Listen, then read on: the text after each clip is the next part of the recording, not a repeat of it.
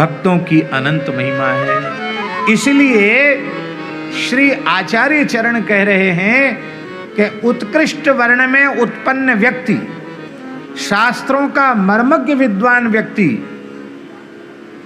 यदि वह अनुभव कर लेता है कि अमुक व्यक्ति के भीतर भगवान की भक्ति प्रतिष्ठित है, वो भले ही उच्च कुल में उत्पन्न नहीं हुआ है, निम्न कुल में ही उत्पन्न हुआ, सामान्य कुल में ही उत्पन्न हुआ, पढ़ा लिखा पंडित भी नहीं है, लेकिन विशुद्ध भगवान का प्रेमी अनुरागी भक्त है, तो जो शास्त्रों के मर्मज्ञ विद्वान हैं वो अपनी कुलीनता के अहंकार को त्याग कर उस निम्न कुल में उत्पन्न भक्त का भी समादर करते हैं, और वो जैसे कथा कीर्तन करता है उसकी पद्धति का अनुसरण भी करते हैं।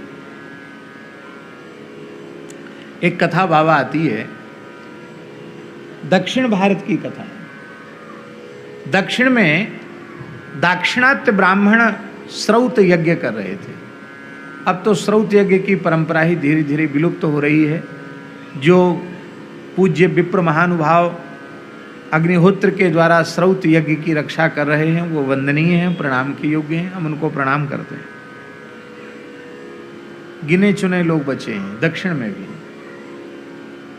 अग्निहोत्र की परंपरा विलुप्त हो गई।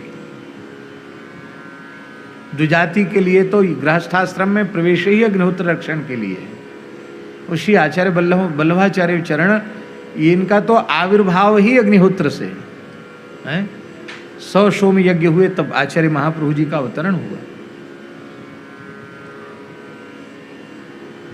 तो दक्षिण भारत की बात है, कावेरी नदी के तट पर ब्राह्मण श्रौत यज्ञ कर रहे थे। उसी समय एक अंत्यज कुल में उत्पन्न भगवान के भक्त, जो भगवान के अनन्य भक्त थे, निरंतर भगवान के नाम रूप गुण लीला का अनुसंधान करते रहते थे, वो भगवत प्रेम में विभोर होकर वहाँ से जा रहे थे। उन्हें ये भी होश नहीं था कि यहाँ कोई यज्ञ हो रहा है या कुछ मंत्र पाठ हो रहा है, वेद पाठ हो रहा है। पर उन ब्राह्मणों ने मन में विचार किया कि अरे ये तो हीन जाति का है और ये वेद की ऋचाएँ क्यों इस तक पहुँचें। तो उन्होंने सोचा ही आगे चला जाए दूर, इसके बाद हम लोग वेद पाठ करेंगे। वो सब मौन हो गए और भक्त ने तो देखा ही नहीं, वो सहज भाव से आगे चला गया। भक्त, अब भक्त तो चला गया आगे, इतनी दूर चला गया कि दिखाई नहीं दिया। ब्राह्मणों को वेद विस्मृत हो गए, संदेहोपासन के मंत्र विस्मृत हो गए, अरे और तो और ब्रह्म गायत्री विस्मृत हो गई। अब तो वो सब बड़े आश्चर्यचकित हो गए। न पढ़ने की सामर्थ्य रह गई, न सोचने की, न बोलने की। ये क्या हुआ? सबके सब ब्राह्मणों का वेद ज्ञान तिरोहित हो गया। तो वो परस्पर विचार करने लगे कि भाई ऐसा कौन सा प्रत्यवाय बना हमसे, पाप बना, जिससे हमारा वेद ज्ञान विलुप्त हो गया। तो विचार करते करते इस निर्णय पर पहुंचे कि भक्त के प्रति हमने हीनता की भावना की, लगता कहीं ऐसा ना हो कि उसी भक्तापराध का ये दुष्परिणाम हो। तो चलो भैया उन संत जी को मनावे, हमारा यज्ञ तो बीच में ही अवरुद्ध हो गया, हमारा धर्मलोप ही हो रहा, क्रियालोप हो रहा है, धर्मलोप हो रहा, अब क्या करें। वो सब ब्राह्मण वहाँ से चले, तीव्रता से चले, और भक्त तब तक आगे चला गया था।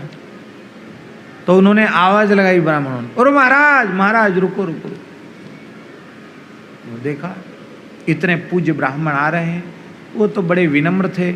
उन्होंने साष्टांग लौटकर प्रणाम किया ब्राह्मणों, महाराज आप सब भगवत स्वरूप हैं, आप, हम तो बहुत निम्न जाति के हैं, हमारी छाया भी आपको वर्जित है, आप कैसे। अब महाराज ये सब मत बोलो, आप तो कृपा करो कि हमको विस्मृत वेद की पुनः स्मृति हो जाए। तो हुआ क्या? ब्राह्मणों ने बताया कि महाराज आप निकल रहे थे और आपकी जाति का विचार करके हम लोगों ने वेद बोलना बंद कर दिया, तो बंद ही हो गया, अब सब भूल गया हमको। उन्होंने कहा कि सच्ची बात यह है कि कहीं कोई कुछ कर रहा है या कुछ लोग बैठे हैं यह मेरे ध्यान में चिंतन में ही नहीं था। मैं तो अपने प्रभु के चरणों के ध्यान में चिंतन में था, मुझे स्मृति नहीं है। लेकिन भगवान श्री हरि यदि आपसे आपके इस कृत्य को उन्होंने भक्तापचार माना है, तो मैं भगवान से प्रार्थना करता हूँ कि वे इस अपराध को क्षमा करें, आपका विस्मृत वेद ज्ञान पुनः आवे। उनके प्रार्थना करने पर भी नहीं आया।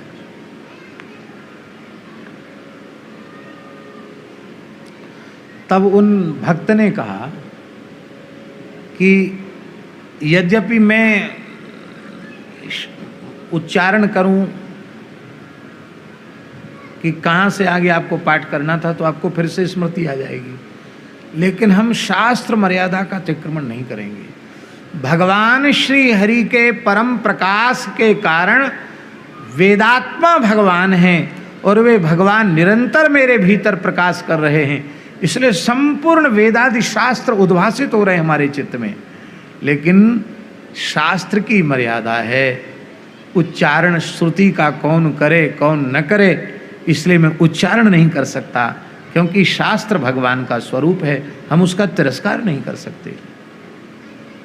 हम केवल भगवान नाम का उच्चारण कर सकते हैं, कुछ नहीं कर सकते, पर संकेत तो कर सकते बिना उच्चारण के। तो ऐसा कहकर उन्होंने, वो मेड़ पर खड़े थे खेत की, वो धान का खेत था, धान को व्रीहि कहते हैं, व्रीहि। तो व्रीहि शब्द से ही ऋचा का आरंभ होना था, जिसके आगे उन लोग पाठ करना था, जहाँ से आगे उन्होंने बंद किया था। तो कहते हैं कि एक मुट्ठी व्रीहि धान्य उन्होंने जैसे उखाड़ के उन ब्राह्मणों को दिखाया, तो उनके संकेत मात्र से पुनः उनको विस्मृत वेद ज्ञान की स्मृति हो गई और वो वेद पाठ करते करते अपनी यज्ञशाला में लौट आए। विदुर जी साक्षात धर्मावतार हैं, लेकिन जहाँ श्रौत विषय आता है वहाँ वो कहते हैं कि मैं दासी पुत्र हूँ, इसलिए मेरा अधिकार नहीं है।